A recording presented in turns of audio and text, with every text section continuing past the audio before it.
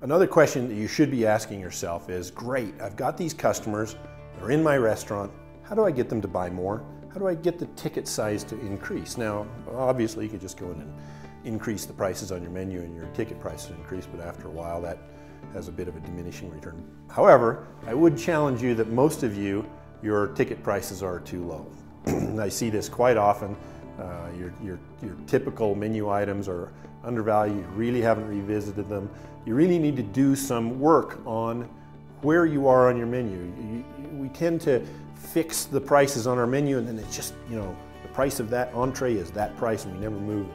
You really should do some testing. Your menu should have a way that you can test at what point I start seeing diminishing returns on the purchases of these items, because most menu items could be increased 5%, and even the person who eats that meal with you every time they come and visit, there are those people, probably don't even notice that you increased it 5%.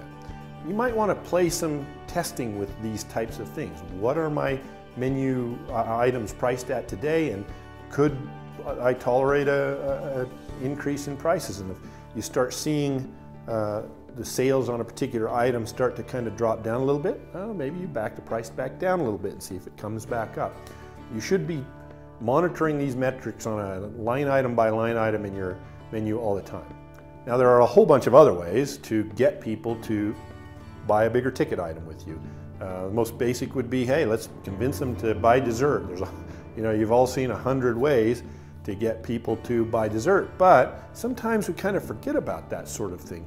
It is paramount to the success and growth of your business that you have people increasing their ticket items on a regular basis and growing your business. Now, those kinds of things where I perhaps maybe even recommend more expensive items on my menu, and it could just be as simple as training your wait staff to recommend more expensive items. Hey, usually your more expensive items are your best menu items because they are what they are, right? They're the most expensive, they're the best. Making those kinds of recommendations is not a bad thing. Your customers will enjoy your high ticket items. Same thing with desserts, same thing with appetizers, making those suggestions. So from a training perspective, certainly do that. Other items, table tents, little tents, pieces of paper folded, standing there on your tables, suggesting desserts, suggesting appetizers, suggesting drinks. In fact, maybe having a separate drink menu there that they can browse while they're kind of waiting for their meal. You might be surprised that the waitress comes back to the table and voila, I want drinks as well with my meal. All of these things kind of add up. I would suggest you consider having products that you can sell to people on the way out of the door. Seasonings and sauces and things that you're perhaps famous for. Maybe it's one of your unique selling propositions that you have a famous barbecue sauce. Great.